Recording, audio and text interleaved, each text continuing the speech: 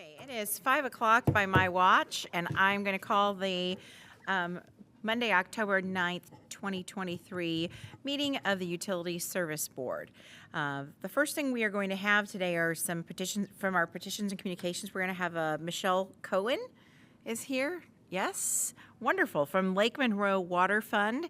She's going to give us a short presentation. Thank you for joining us today. And just to let you know, these microphones, you're not going to hear yourself through here.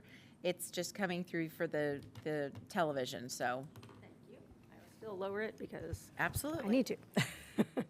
Well, thank you very much for having me. I'm Michelle Cohen, the Executive Director of the Lake Monroe Water Fund. Before I get started, just a brief introduction of myself. I have a master's degree in environmental science from O'Neill, SPIA. And I was the director of the Brown County Solid Waste District and the director of the Indiana Recycling Coalition before this position. I also want to take a quick second to introduce Jane Martin.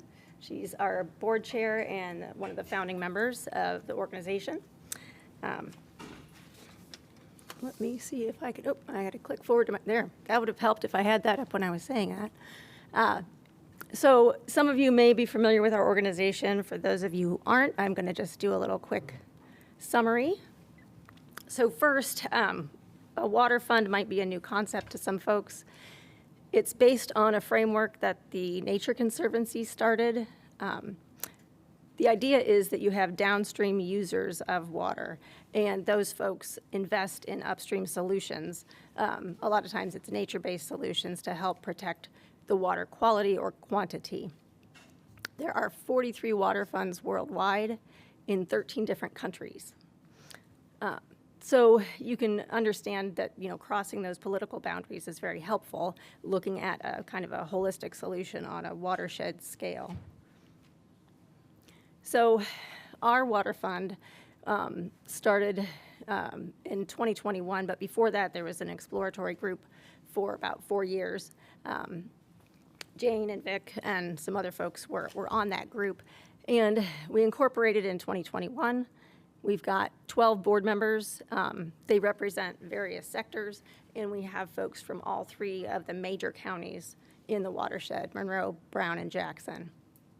So we are, as I mentioned, there are 43 water funds across the globe. We're the 43rd. We're the 13th in the U.S. and the 1st in Indiana.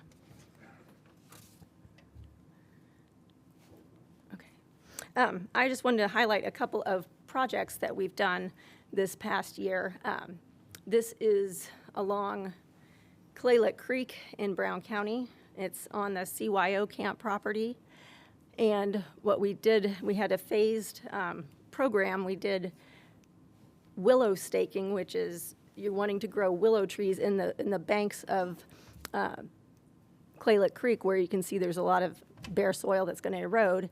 So you take little sharpened stakes of willow and you just stick them in the creek bank. We did 600 of those with volunteers. And hopefully once those take root, they're going to form a great network of roots and hold that soil. The second phase was planting 900 native trees and shrubs as a buffer along the creek as well. And that was funded by Duke Energy and Smithville Charitable Trust. And we had a great crew of volunteers, and that was a really great kind of kickoff to our activities. Another program we're doing is ongoing. We have a septic cost share program, and it's being run through the Brown County Soil and Water Conservation District.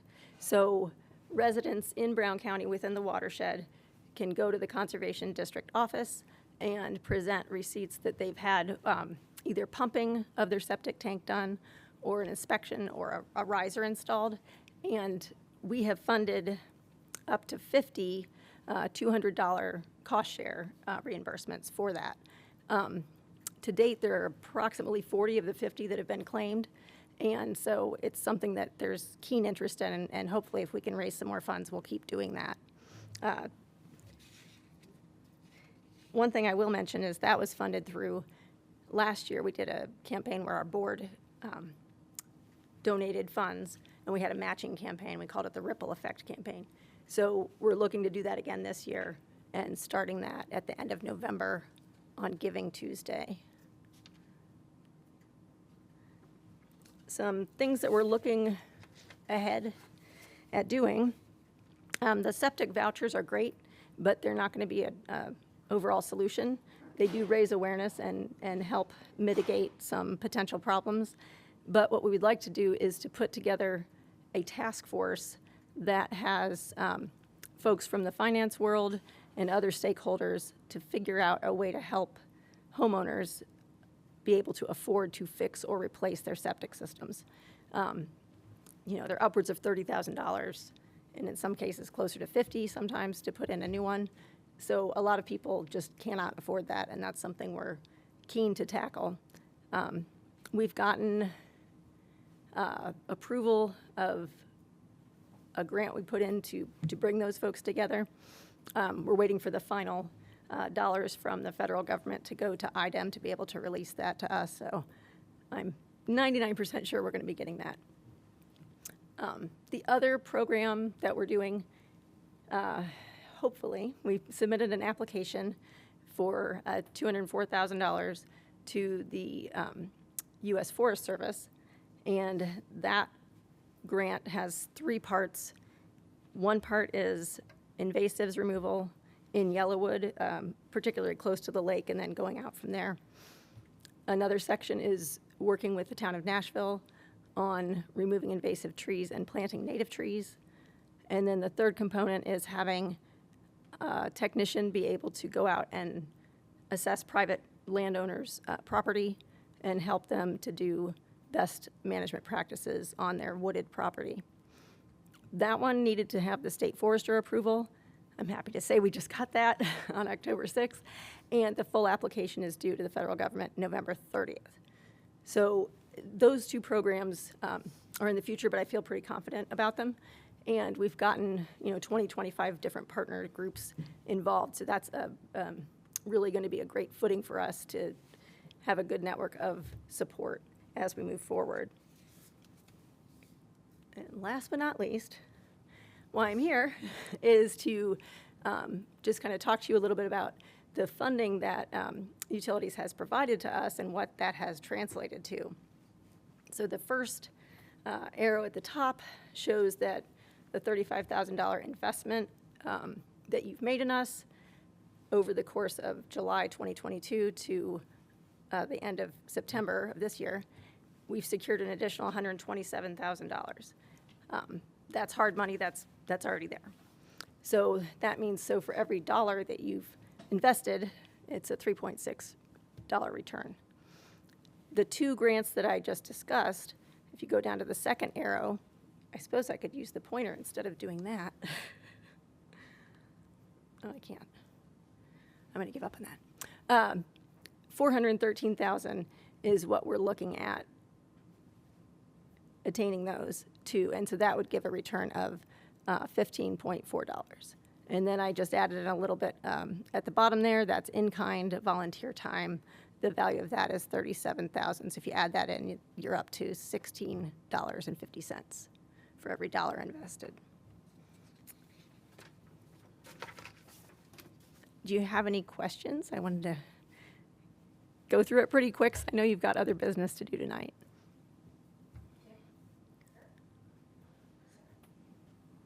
Thank you for all of your work. I did not realize that there are only 43 water funds, so we're so fortunate to have you and your board and everyone involved to do that for our water source and our communities. Thank you.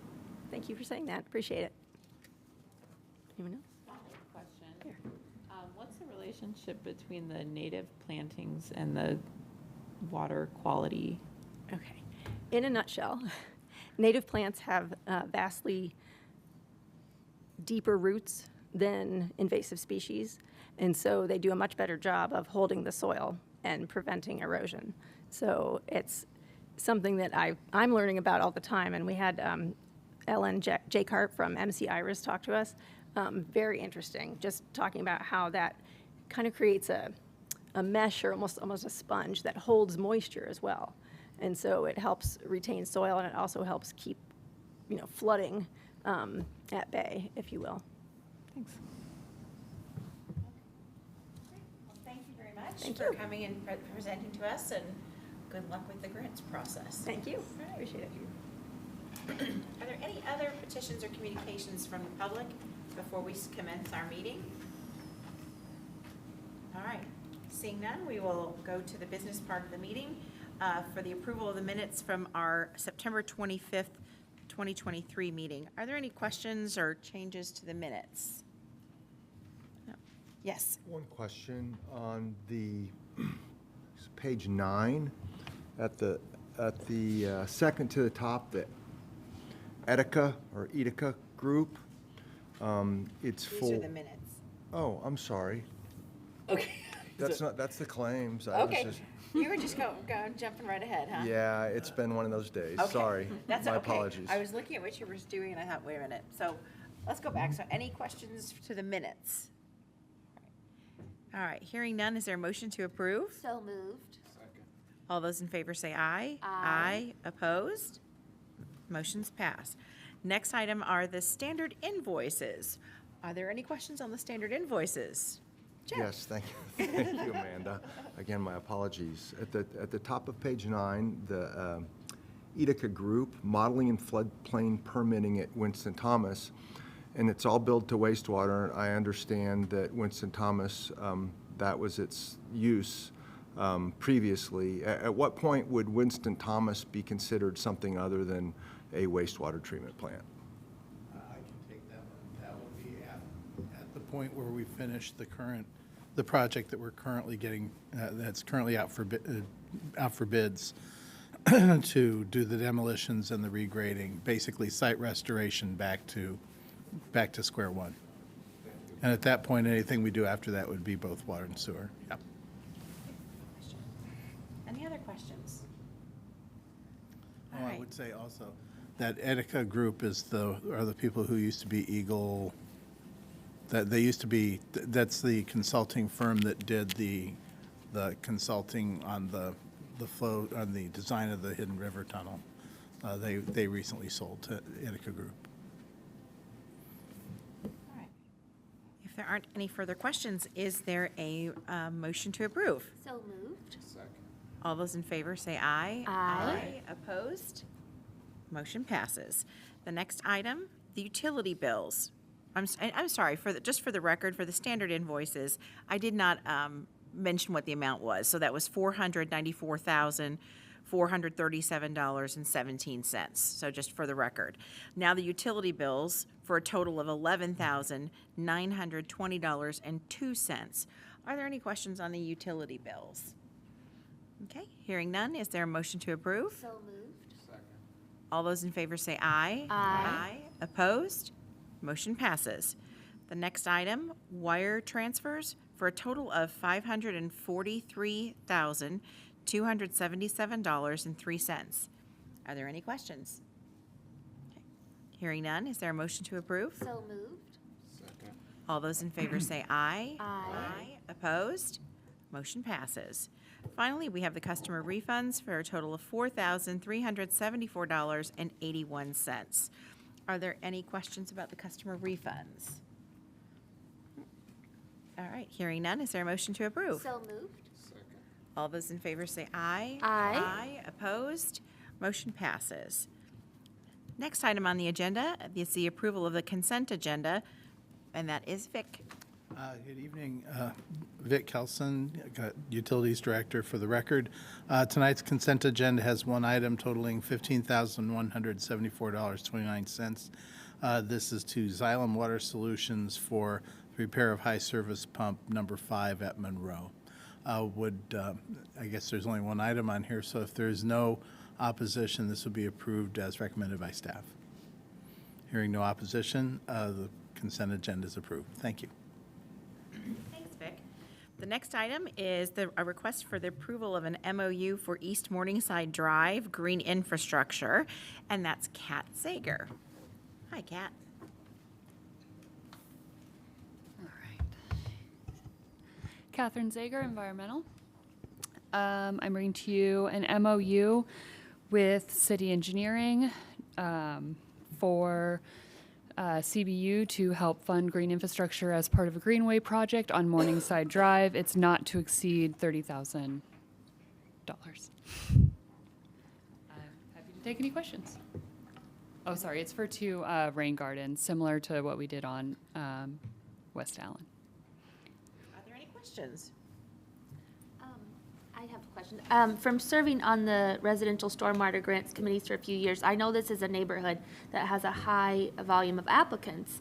And I was just wondering, does this kind of address any of those needs or are we making sure that we don't cause problems later on for another resident when we're rerouting this stormwater or putting in the rain gardens? So this will definitely not be causing more problems for residents. This is mostly addressing runoff from the street that would otherwise be just headed for gray infrastructure inlets. This is more of a water quality improvement. It's minor quantity, but mostly water quality. Okay, thank you. Great, thank you for your question. Any other questions? All right, hearing none, is there a motion to approve? So moved. All those in favor say aye. Aye. Opposed? Motion passes. Okay, thanks, Kat. Next on the agenda are any old business items from the board. Are there any old from staff? Yes. Yes. We want to follow up with you on the comment submissions for the Title 13 proposal. So I was going to ask Kat and/or Liz. Oh, Liz Carter will get up and speak to this. So we had asked for comments. I guess today was the closing day we were hoping for, but obviously we'll take them if they're late. So take it. Okay, I'm Liz Carter. I'm the MS4 program coordinator. So we closed out our comments last week. We got comments from a couple other departments, a couple of you. We are not going through the more editing comments, so I know some people sent those more formatting stuff. We're going to do that at the end when we're ready to go, so we're not doing a bunch of formatting just to decide we're going to rip out this paragraph anyway. So we sent out a draft on Friday. There are not a bunch of big changes, but I will go over them briefly. At the request of planning, we have changed a section in 1304, which is stormwater development standards. We've changed the language of 1304-040, which had been subdivision standards, to regional detention. Basically, planning rightly pointed out that subdivision is under the purview of a planning department. So instead of calling it subdivision standards, we're encouraging regional detention and giving some guidelines on how you might accomplish that. Other than that, we're adding some more sections to 1305 to mimic the permit. In 1305-040, that's where all the erosion and pollutant control requirements are. So that's when if my staff or I go to a construction site and see, is everything on this site compliant? This is kind of the list that we, in a different format, that we run down to say, are all of these things being followed? There is some additional guidance from the state in this section of their permit that we're going to add for clarification's sake. For example, you need to cover all dumpsters at the end of the business day so that rain doesn't go into a dumpster and carry it across the site.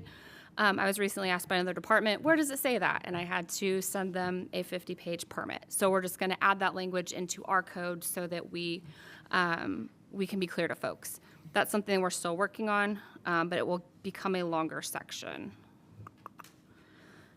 We've done some clarifying in terms of the stormwater permit and the post-construction about who we're trying to reach with these things. Engineering, the city engineering department specifically said, well, all of our projects are in right-of-way. Sometimes we're building a sidewalk, but that sidewalk is just replacing another sidewalk. Do we really need to build a pond? And we were like, well, it depends, right? If it's a small stretch, maybe not. If it's a larger one, maybe so. So we're seeking to clarify when they will need to and will not need to come into compliance with this.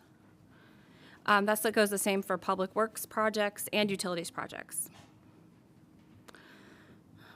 Okay. Anything big I'm missing? No? Okay. And with that, if you guys want to ask questions, or if you just want me to talk about any of these sections more in depth, I would be happy to. Are there any questions down there? No? Questions? General question. So for those of us that submitted comments and questions, and I did, and I looked and to see in the new draft what had been addressed and what hadn't, and several things where I asked questions, they weren't addressed, and I didn't get a response. So I was wondering if there would be an opportunity. Maybe it's they're too down in the weeds to do it right now, but if I could.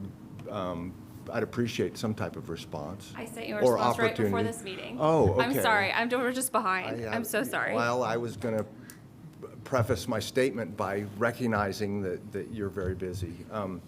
In any case, okay, well, I'll take a look at those. And you said there'll be, is there an opportunity now to comment on the existing draft? Yeah, 100%. If you want to comment on it, if you want clarification, if there's a section that you're like, what are you trying to get at here? I don't quite understand it. I'm here, our lawyer's here in case Okay. it's that kind of a question, Yeah. and we'll go through it to the extent that you guys want to. So I'll reserve my questions here for a moment if people want to hear more elaboration on any of those sections. Otherwise, I'll ask them. Do you guys? I think my only question is, and I know Kat had said this before, that we've got several iterations of this, edits that before we go to the next round. When do you want our comments back on this section? Excellent question. We have told the other city departments we'd like to see them by the 18th. Okay.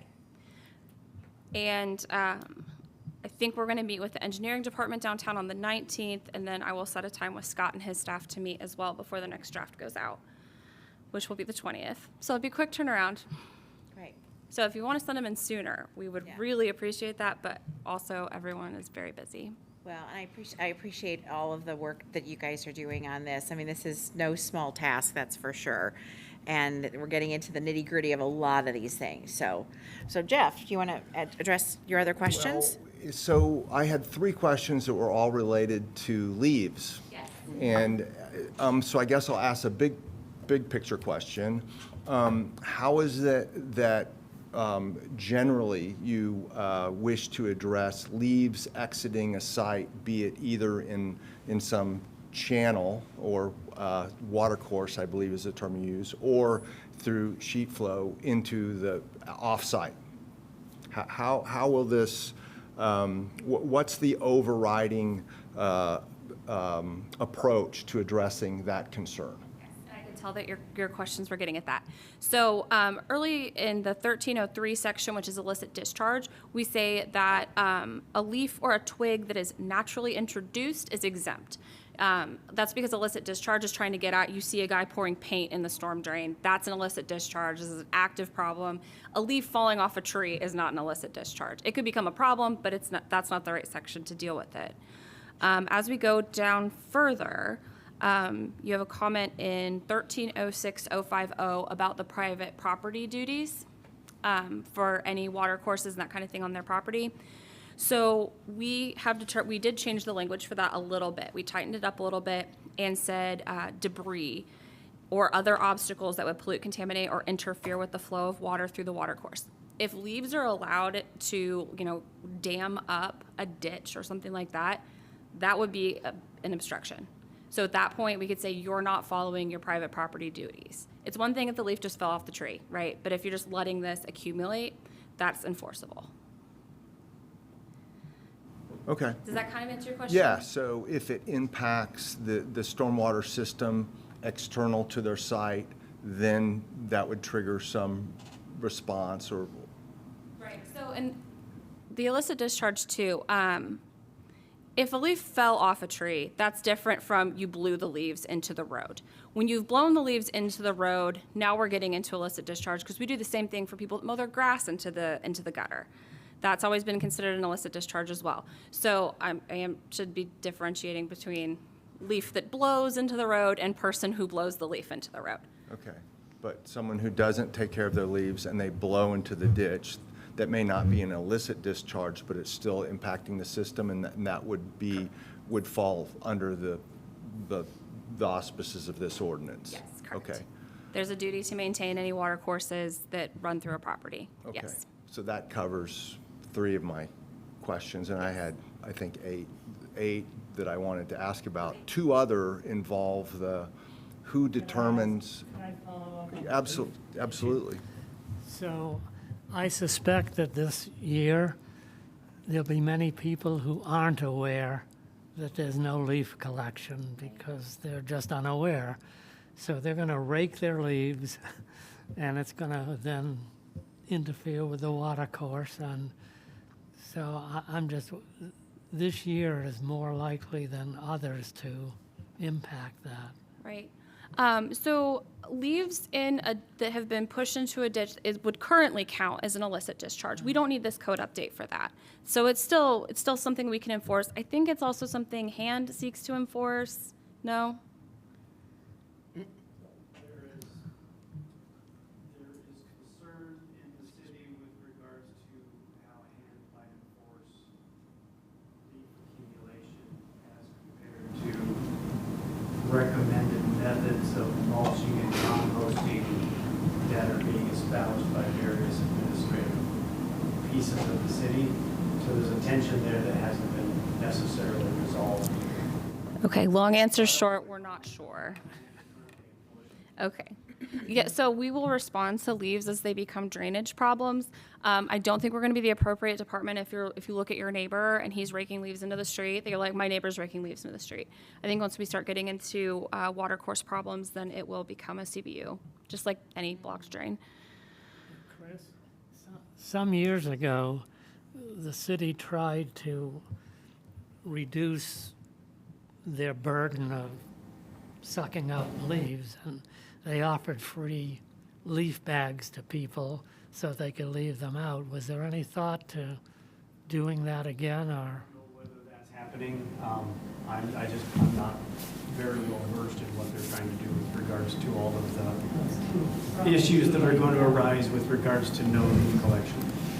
All right, thanks. And I think the information they've sent out publicly directs you to the sanitation department, I think. It's either sanitation or someone in public works for leafing questions.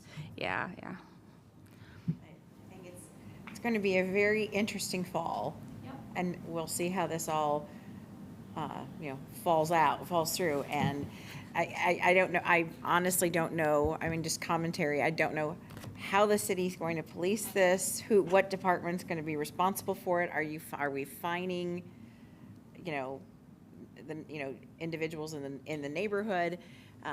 But again, that's not a responsibility of CBU. Unfortunately, what happens is those that don't follow the rules, then it's going to become a consequence that CBU has to deal with down the line with the storm sewers. Correct. So, anyway, so Jeff, did you have any other further questions? I had one other just about who determines rainfall event size? Yes. Okay, Kat might need to help me out. I know we get our data from the NOAA, and then she told me which model it was specifically. Well, so right now, as far as modeling precipitation, where, you have Atlas 14 and then looking towards Atlas. Oh, Let's get away with it. We can hear you, but I know that for the record, you probably need to explain this. Thank you. Catherine Zager, environmental. So our rain data, get from NOAA, and if we're looking at precipitation, right now we're looking at Atlas 14, but would look towards Atlas 15 once that's fully established. Is that what you were looking for, or like the who? As where it I don't comes know from? what that is, but Oh. it sounds very impressive. So is that just modeled precipitation based on radar or something like that? Yeah, it's okay. I'm trying to think what the last A is. National Oceanic Atmospheric, Administration. thank you. It was like maybe administration or agency. Yes. So that is, like precipitation models from there are pretty accurate. There's. So, this is spatially specific enough to understand that, where the threshold's met at a particular site. I mean, given, we have a lot of variability here in Yeah, rainfall I events. see what you're saying. So that's why I asked the question, because if we use a rain gauge or some measurement taken in one part of town, and we try to apply that somewhere else, that could get us into hot water. Right, so, so this requirement is in the CSGP. So it's a requirement for each site owner, each construction site. So, you know, that's up to them how they're gonna measure their half inch of rain.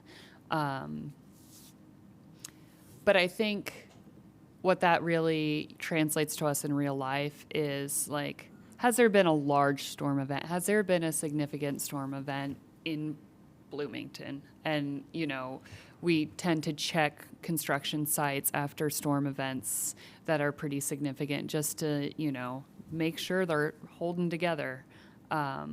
So officially, NOAA.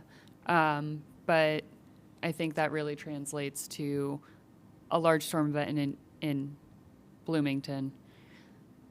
We're going to have people out looking at sites. Is that? No, I don't like that answer Okay. very well. I think we, if we're going to put in a half inch and we're going to put in an inch and a half, and those are the two citations in there, we have to follow those guidelines. You know, and if we go out with 3/8 of an inch, you know, whatever, 3/8 of an inch or something like that, and try to, because we think it's significant and it's not, then that's a problem. I think we have to follow our own rules. Yeah, and you know, we can cite NOAA as the official source for that, so that we can all keep everyone on the same page. I think that's a good idea. We can put that into our ordinance, or at least look at what that would mean to put that into our ordinance, Chris, to make sure that's okay. Yeah. But yeah, so like to have something standard for everyone to look at is a good idea. It just stuck out to me as a point of interpretation, and that could be problematic. Certainly, yeah. And, So- you know, that's a really good point because a lot of what we've put in the ordinance is directly from the permit, and the permit gives not a lot of instruction on where you find that, who's looking at that, what source to use.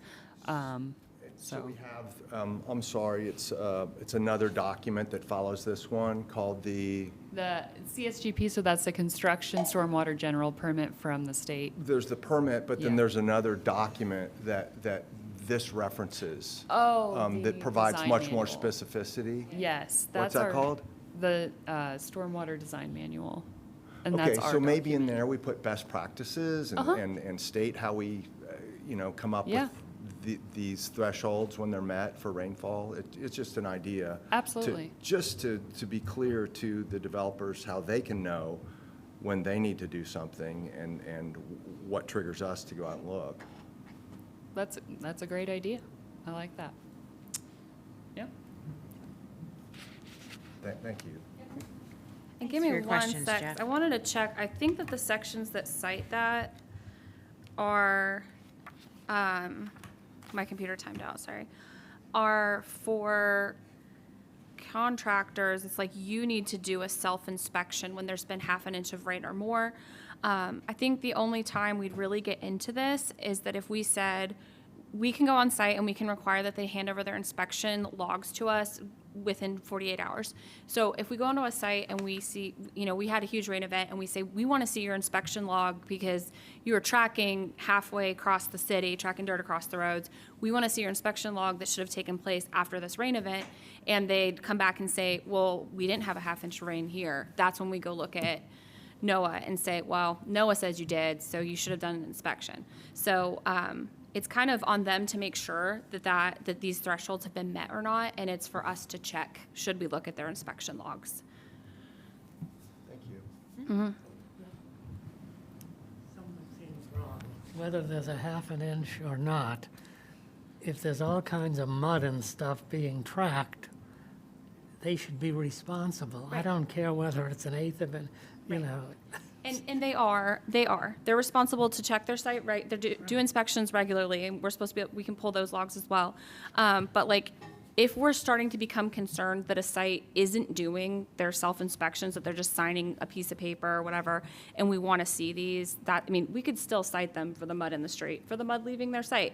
There's a bunch of different citations you could have for tracking. It would just be an additional thing that's like, also, whoever your responsible person is on site isn't doing these inspections, because they should be self-policing before we have to.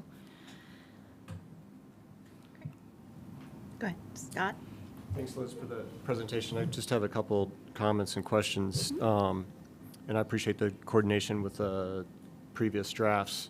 As everybody knows, my department's responsible for managing Title 20, which is the Unified Development Ordinance. This title does have potential to impact that code, and that's something I'm very concerned about.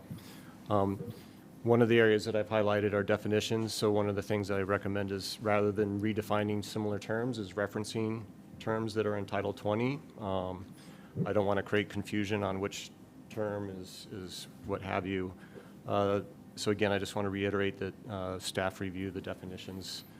If there's a particular definition that you're not comfortable with in Title 20, that's something that I prefer I amend in Title 20 and not conflict in Title 13. So I'd appreciate that. Another area of coordination, I want to make sure there's consistency. The UDO structures incentives for affordable housing and sustainable development. And I know you offer an incentive for payment in lieu for some green infrastructure. So I want to make sure that we're incentivizing the same things where I see potential for, I don't want to say conflict, but different approvals and processes. And I want to make sure there's consistency there.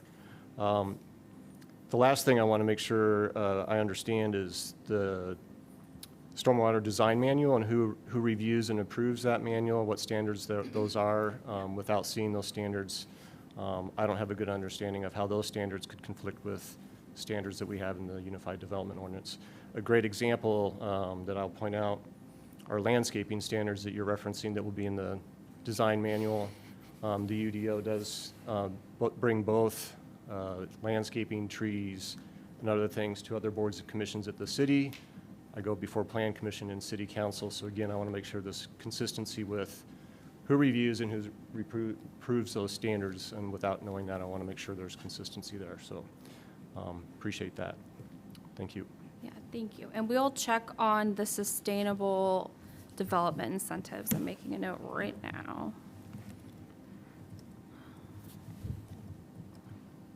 Okay.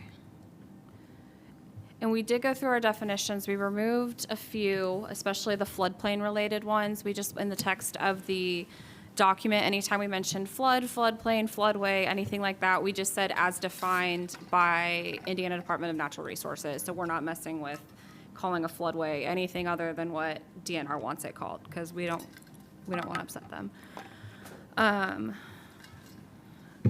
Okay. Thank you for your comments, Scott. Yeah, Anyone? I appreciate Scott's comment, especially in terms of approved plants and vegetation and whatnot, because from what I understand from conversations I've had, that there can be a discrepancy between what city may say and what CBU may recommend, or vice versa. And I think it's very important that we make sure that we're all on the same page with that. It's very, very frustrating for developers when we're not clear. And it's, of course, very frustrating, I think, for staff if there's conflicts in the defining of what is proper vegetation in the proper areas.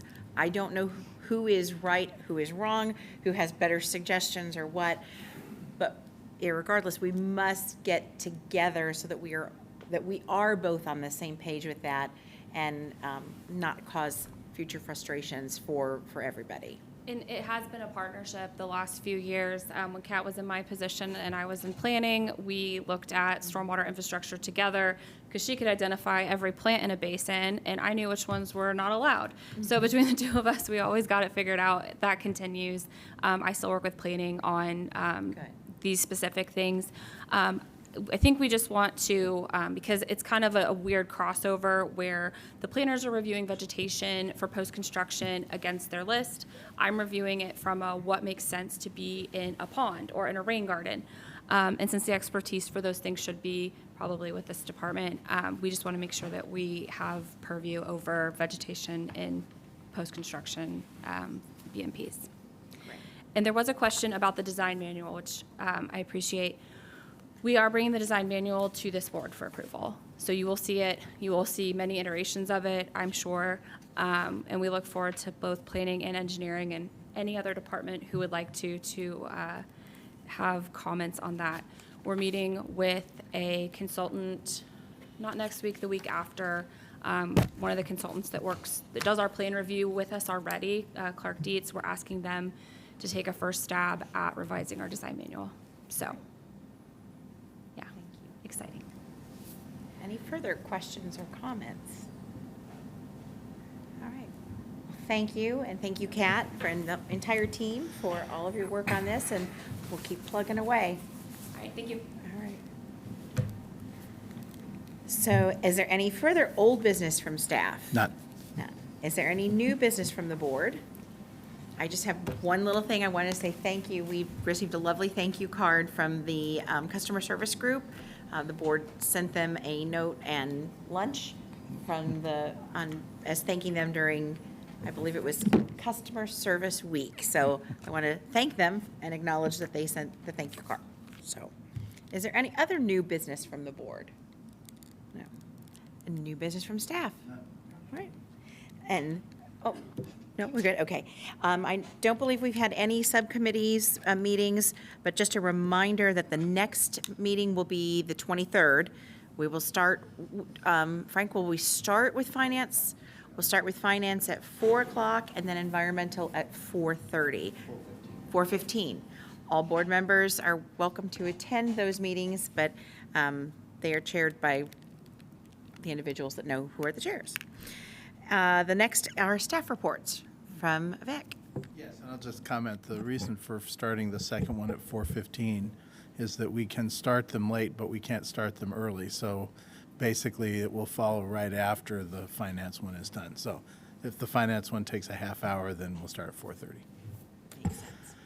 Okay, couple of things. We have one interdepartmental move that happened in September. That was Tyler Story took over as the superintendent at the Blucher Pool plant during the month. We also had Melissa Roskowski received the certification as a U.S. underground storage tank operator from IDEM, Class A. A couple of other things. I received an email from Kirk White asking about emergency planning. We are working on putting together a plan for when to try to get that done. It's a very busy time of year, so we may start that in January, but we'll do another round. A couple of years ago, maybe it's been 3 years now, we did do a round of emergency response planning, and we did tabletop exercises at that time. So it certainly is time to do it again, as we have a lot of new leadership in the department. So we will take that up in January, and I think we probably should just continue to be continuing that training on an ongoing basis. So thank you for bringing that up, Kirk. The only other thing I want to talk about is the taste and odor issue that came up. It's certainly not as bad as last year, but it did happen at a time that was later in the year than we anticipated. I was looking at the data today. We changed the activated carbon that we were using. I think I mentioned that a month or two ago, to one that's derived from coconut husks, and it is doing far better than the previous activated carbon did at removing the methyl isobutyol that causes the problem for us, but it didn't get everything this time. So we're continuing our efforts to look into what causes taste and odor. I think I had a long talk today with Kat Zager and our water quality coordinator, Justin Mester, about what kinds of things we might want to do in terms of monitoring in the lake itself to see the distribution of these kinds of things in the water column and the presence or absence of algae at different elevations, and look at what other options we have for managing it. And we're going to try to get some things together and start thinking about whether we want to consider adding some sort of after treatment to remove specifically for taste and odor when we have these incidents in the future. That's an expensive proposition, but it doesn't take too many of these kinds of events to discourage people from drinking tap water instead of bottled water. And we really consider it part of our mission to get people to use less bottled water. So that's going to be something that we're going to be taking up with the board, and no doubt if it's in a rate case, it'll be going to the council as well. But we've done a good job over the last several years of managing the taste and odor, and I'd like to get better still at it, be able to continue to have good tasting water all the time. So we are aware of the problem, and we expect it'll be better in the future as we continue to regroup. But I think what we're going to expect with climate change is summers are going to continue to be different than they've been in the past, and the water that we get out of the lake will be different as well over time. And my big worry is that the last couple of years we've had these episodes that lasted a week or two. This one seems like it's going to peter out quicker than that. But what if we get one that's 4 months long and it stays like it was last year for 4 months? We certainly don't want to be in that situation. So we will continue to explore science and try to learn what we can about how the lake functions and what we need to do long term to deal with this problem. And that's all I have, unless anyone has questions for me. Go ahead, Megan? So I know we talked a few months ago about this, kind of anticipating that was the time of year that this would come up. So can you tell me again the process, so I know that we're doing all this monitoring, testing constantly?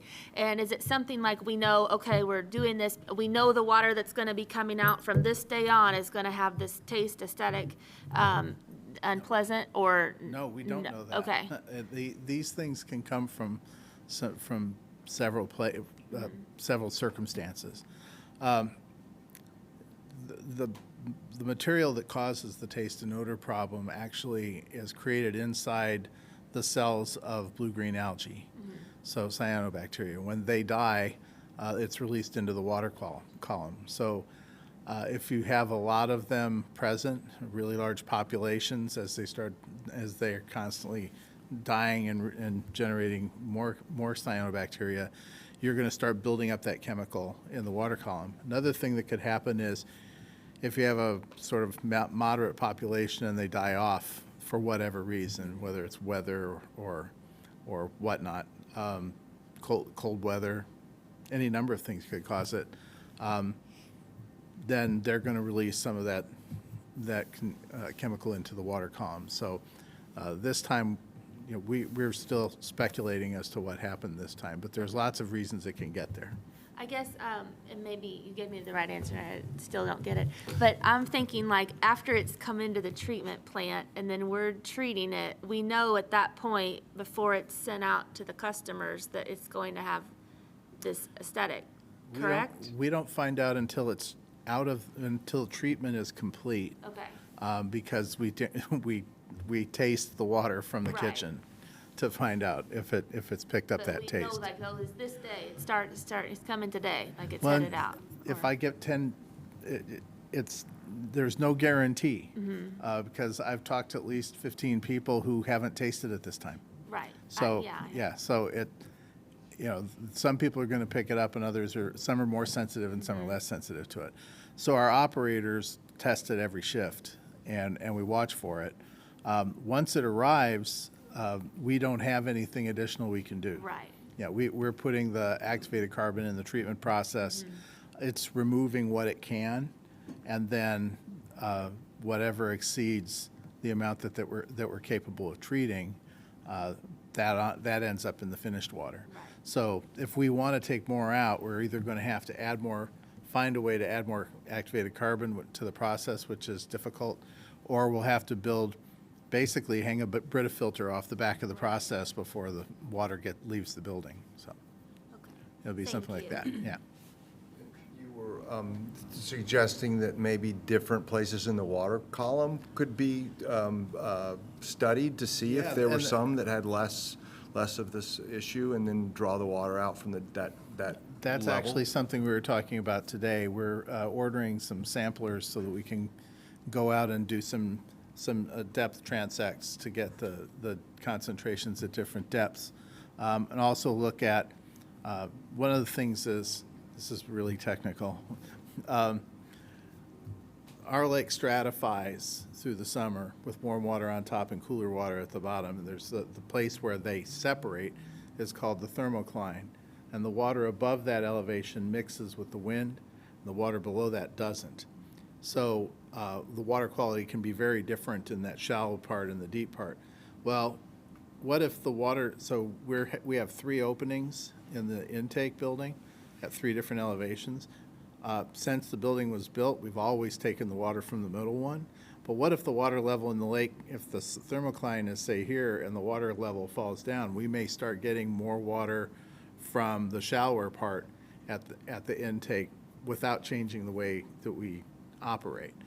So there's a lot of variables that are happening as the seasons progress. So the water level can go, in the lake goes up and down, the temperature of the water can get hot, and then when the weather's hot for a long time, you can have all these things happen at once. Lots of blue-greens, warmer water, and the water level going down in the lake. They can all happen at the same time.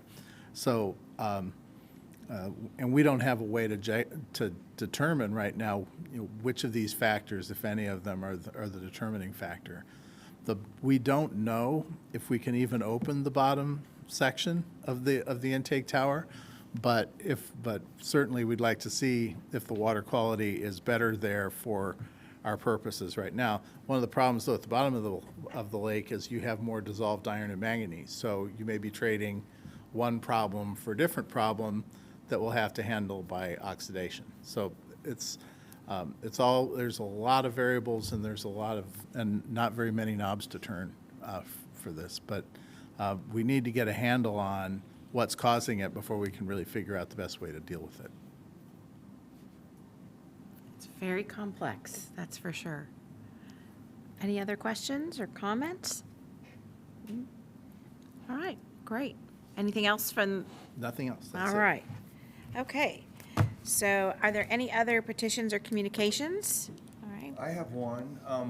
I had a water main break right across from my house, so I got to witness the beginning of the process and then the end of it. This was Saturday morning. I woke up and it was kind of bubbling up, and then it scoured a bit within an hour, and it was really coming up. And and so I walked. Originally when I saw it, I walked out, and there were people, looking at it, and I talked to them, and they're like, "Oh yeah, we called the police." I'm like, "Well, yeah." So I didn't have my phone. My friend was with me, staying at my house. I'm like, "Can you call CBU?" And he's like, "Yeah, I'll call him." And I was doing stuff, and I came back out, and the guy was there, and he was already.